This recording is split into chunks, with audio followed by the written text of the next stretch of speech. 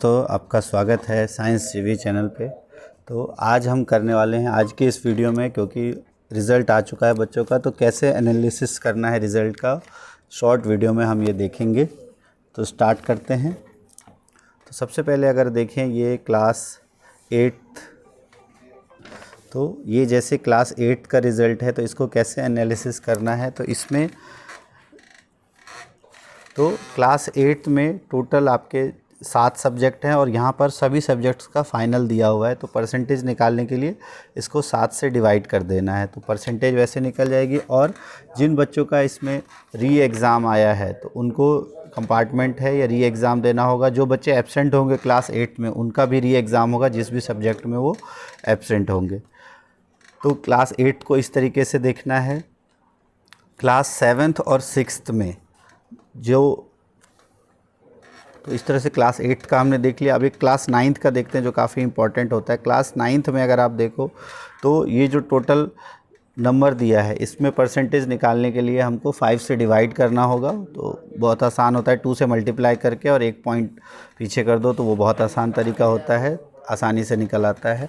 और इसमें top 5 subjects का जोड़ा गया है। जो टोटल मार्क्स हैं उसमें टॉप 5 सब्जेक्ट्स, अगर किसी के कोई बच्चा सभी में पास है लेकिन उसके संस्कृत के मार्क्स ज़्यादा हैं हिंदी से, तो वो संस्कृत ऐड हुई है। और जिसके कंपार्टमेंट है उन सब का कंपार्टमेंट आ जाएगा, कंपार्टमेंट एग्ज़ाम देना है। उनके परसेंटेज सभी का 2 से मल्टीप्लाई करके और 1 पॉइंट पीछे मतलब 10 से डिवाइड कर देना है, तो ईज़िली आ जाएगा इसका।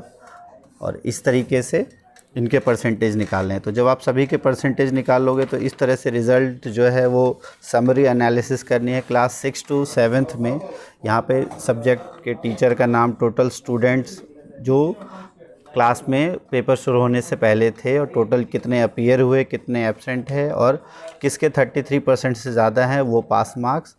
और NDP means no detention policy, जिसमें भी प्रमोटेड लिखा है वो नो डिटेंशन पॉलिसी में आ जाएगा। और इनको पास परसेंटेज में कैलकुलेट नहीं करना है, यहाँ टोटल पास इन दोनों को जोड़ के आ जाएगा।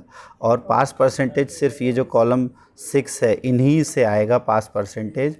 तो ये ध्यान रखना है आपको। Total number of student appeared और total number of student passed, उससे आपका पास परसेंटेज आएगा। और फिर यहाँ पे A1 A2 इस तरीके से आपको ग्रेड भरना है, और फिर यहाँ पे टीचर का साइन। ये तो था आपका क्लास 6 to 7th का समरी। फिर यहाँ पर सब्जेक्ट वाइज टोटल स्टूडेंट्स, एक क्लास के टोटल कितने स्टूडेंट्स हैं, अपीयर कितने हुए, एब्सेंट कितने, टोटल परसेंटेज एक क्लास के स्टूडेंट की कितनी है, A1 A2 B1 B2 C1 C2 कितने हैं, टोटल इस तरीके से इसमें भरना है। पोजीशन होल्डर्स का इसमें नाम भरना है। कैटेगरी वाइज ग्रेडिंग में भी इसी तरीके से general, OBC SC ST minority wise किसके कितने आए हैं नंबर, और एब्सेंट प्रेजेंट, इस तरीके से आपको भरना है। ये ध्यान रखना है। पास मार्क्स जो हैं और पास परसेंटेज, इसमें नो डिटेंशन पॉलिसी वालों को काउंट नहीं करना है, ये आपको ध्यान रखना है।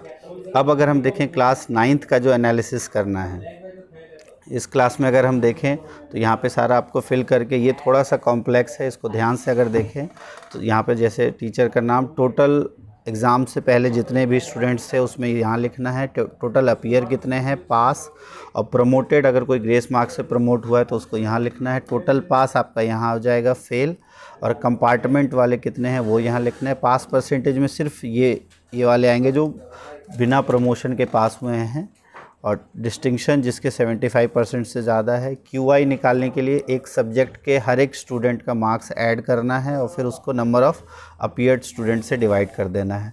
टोटल मार्क्स आपको हर सब्जेक्ट का ऐड करके निकालना होगा, और फिर हर सब्जेक्ट का ग्रेड वाइज आपको यहाँ लिखना है, और फिर यहाँ टीचर साइन।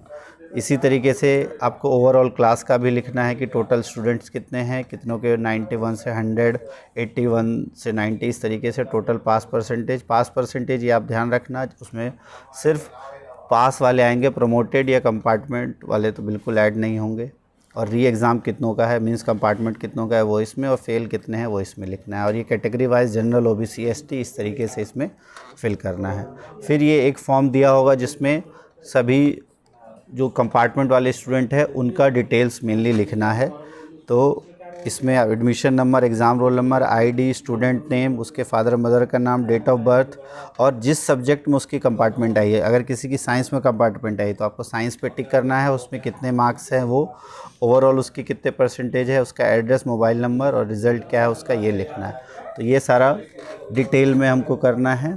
तो आई होप ये वीडियो आपको अच्छी लगी होगी। इस तरह का रिज़ल्ट एनालिसिस करना है, ये ध्यान रखना है। क्लास 8th में 9th में कंपार्टमेंट या री एग्ज़ाम हुआ है बच्चों का, और क्लास 6th और 7th में सभी बच्चे प्रमोट हो गए हैं, लेकिन जो बच्चे अपीयर नहीं हुए हैं उनको भी दोबारा एग्ज़ाम देना है। तो ये ध्यान रखना है, आपको अपनी क्लास के बच्चों को बता देना है कि अगर कोई बच्चा अपीयर नहीं हुआ है, रिज़ल्ट में उसका प्रमोटेड दिखा रहा होगा पर उसको वो सारे एग्ज़ाम्स देने होंगे।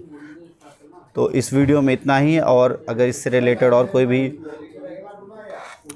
क्वेरी होगी आपकी तो कमेंट कर देना, हम कोशिश करेंगे इसके आंसर्स करने की। वीडियो अच्छी लगे तो लाइक कर देना, चैनल को सब्सक्राइब कर देना। थैंक्स फॉर वाचिंग साइंस जेवी। तो बस 2-3 चीज़ें तो ध्यान देनी है। क्लास 6, 7th और 8th में जो परसेंटेज निकालने के लिए आपको 7 से डिवाइड करना है, जो भी मार्क्स आपको वहाँ दिया है।